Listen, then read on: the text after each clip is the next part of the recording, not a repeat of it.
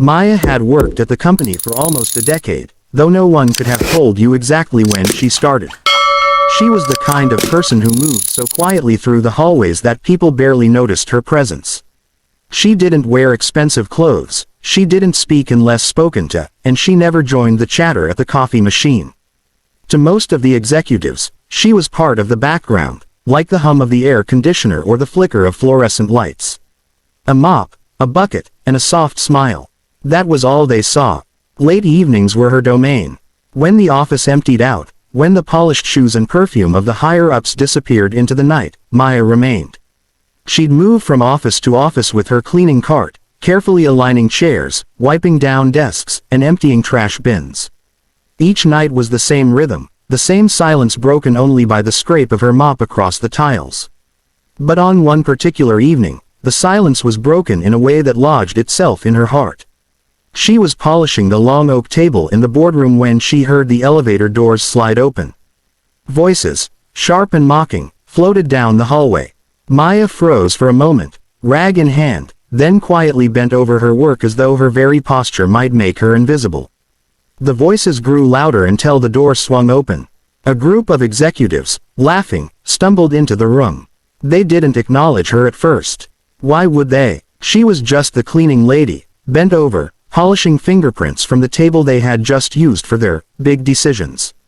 But then one of them, the CFO, a slick man with a tie too bright and a grin too wide, pointed in her direction. "You see," he said, half joking, half cruel. "That's dedication. Maybe we should put her in charge of finance. She already knows how to clean up messes." The group erupted in laughter. Maya kept her head down. She had long since learned that responding only made it worse. But her chest tightened. The CEO himself walked in then, a tall man with sharp eyes and an ego that seemed to stretch wider than the windows. He set his glass of whiskey on the table with a thud. "Don't waste your jokes on her," he said with a smirk. "She's just here to make sure the real work gets done in a clean space. People like her, well, they'll never understand real power." The executives laughed even harder, emboldened by their leader's words. Maya wiped the same corner of the table again and again, as if the motion could scrub away the sting of humiliation. Inside, though, her thoughts burned. People like her, as if they knew anything about her life, her dreams, her struggles. As if her worth was measured only by the shine of a floor or the emptiness of a wastebasket. The CEO leaned back in his chair, loosening his tie. He didn't even lower his voice when he said, "You know, it amazes me. Folks who clean up after us, they think this is some kind of honorable life. They should be grateful we give them paychecks at all." The group roared with laughter again, clinking glasses, their voices echoing off the polished walls. Maya swallowed hard, forcing herself to stay composed. She had trained herself for moments like these. She could withstand the sting of cruelty better than most, because she had been through far worse. They thought she was powerless, a silent shadow with no ambition beyond the next trash bag. They had no idea about the world outside these walls, about the late nights when she sat at her kitchen table studying contracts, writing proposals, building something they would never have imagined. But tonight, she didn't fight back. She didn't reveal the truth. She simply finished wiping down the table, quietly rolling her cart toward the door as the laughter continued behind. Her hands trembled slightly on the handle, not with shame, but with the effort of holding in the fire that rose in her chest. Every word, every smirk, every cruel chuckle was being stored deep inside, like kindling waiting for the right spark. As she pushed her cart down the hall, she caught a glimpse of herself in the dark glass of the windows. To them, she was invisible. But to herself, she was more visible than ever. She saw the determination in her eyes, the quiet strength in her shoulders. They thought they had mocked a nobody. But in time, they would learn that they had laughed at the wrong woman.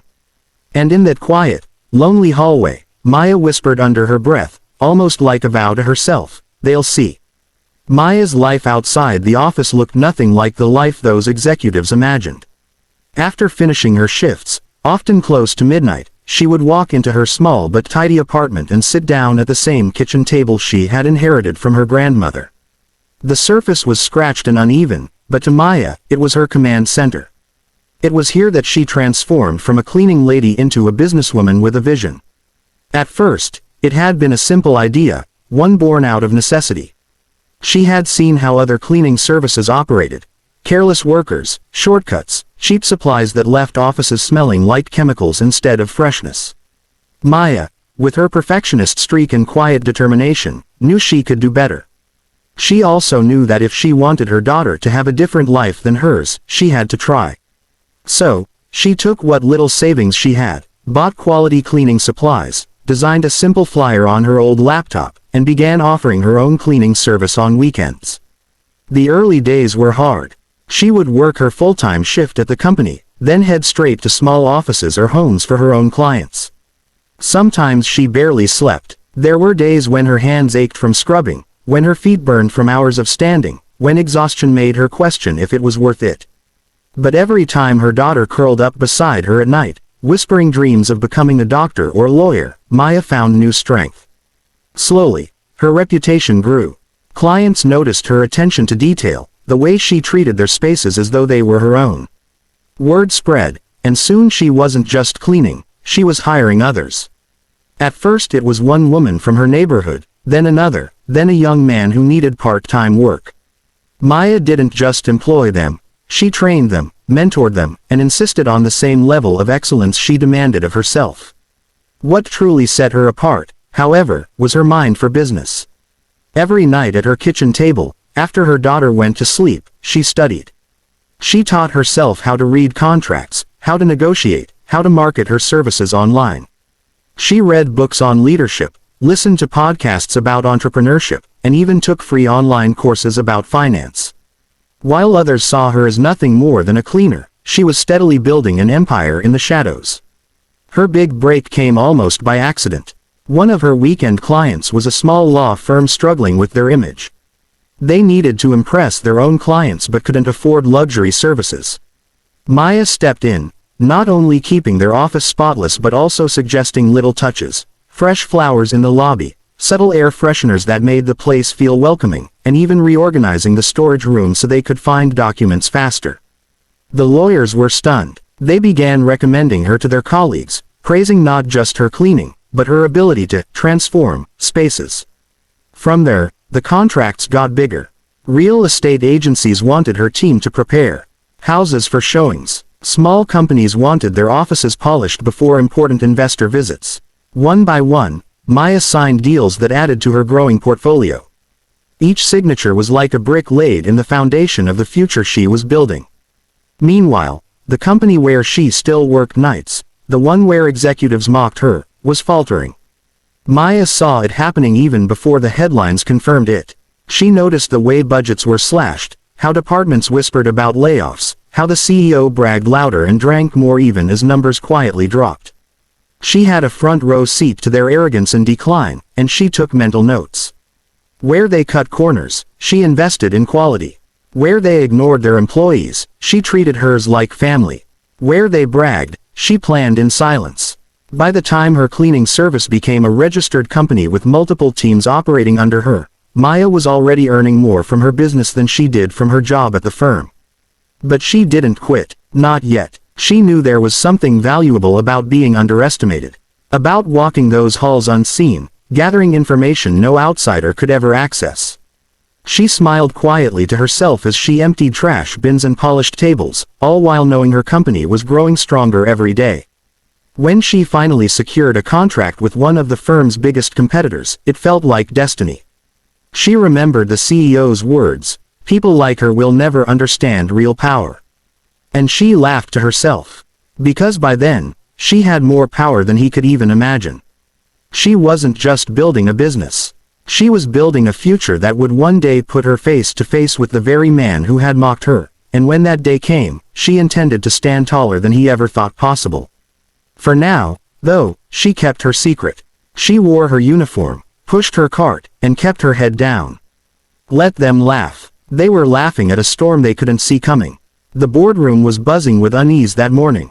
It was supposed to be a meeting of damage control, a last attempt to convince the shareholders that the company was still stable, still strong, still worth their loyalty.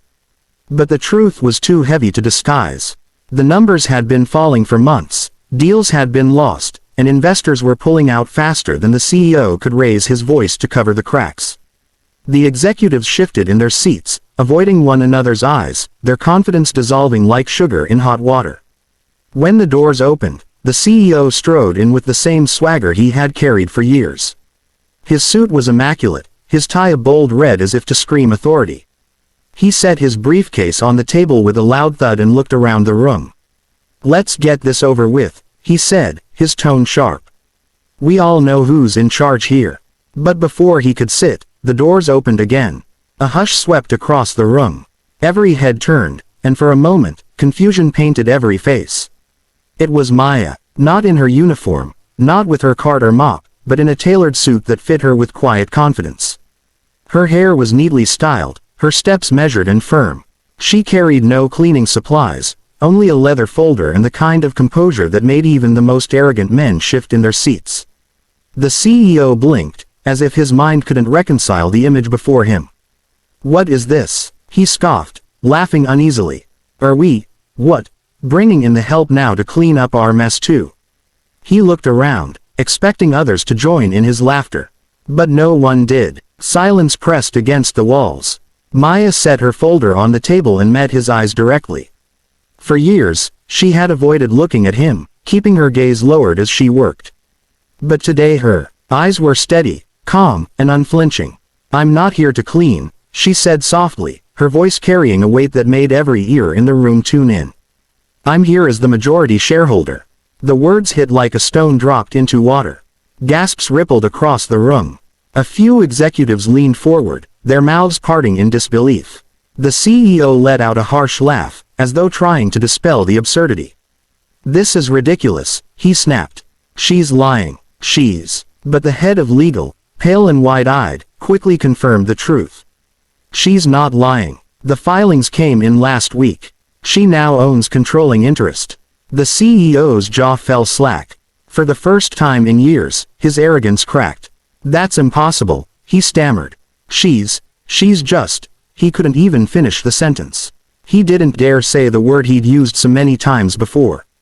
"Just the cleaning lady." Maya didn't gloat. She didn't raise her voice or smirk in satisfaction. She simply opened her folder, revealing documents that proved her claim beyond any doubt.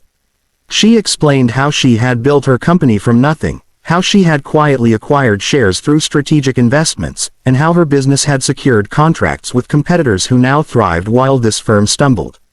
She spoke with clarity, her voice steady, her posture commanding, not the posture of someone who once shrank into corners, but of someone who had earned her place at the head of the table.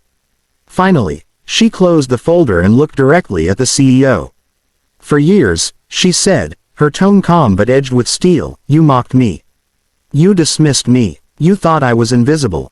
But I was watching. I was learning. And I was building. You underestimated me, and that was your greatest mistake." The room was silent. The CEO's face flushed crimson. He opened his mouth, but no words came. His power, once absolute, had evaporated in an instant. Maya let the silence hang for a moment longer, then delivered the final blow. "Effective immediately," she said, "you're fired." The words landed like thunder. A few gasps escaped, but most of the room remained frozen, processing what had just happened.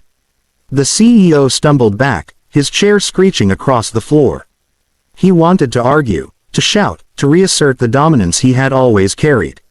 But looking around, he saw no allies. The executives who once laughed at his jokes now avoided his gaze. The shareholders who once bowed to his confidence now leaned toward Maya, as though instinctively recognizing true leadership when they saw it.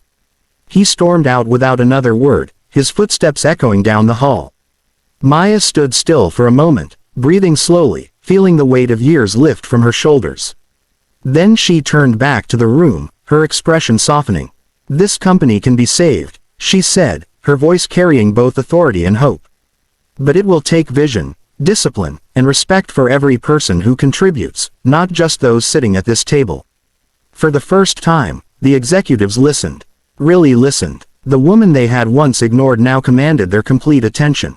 And as Maya took her seat at the head of the table, she thought back to all those nights pushing her cart through the halls, hearing laughter at her expense.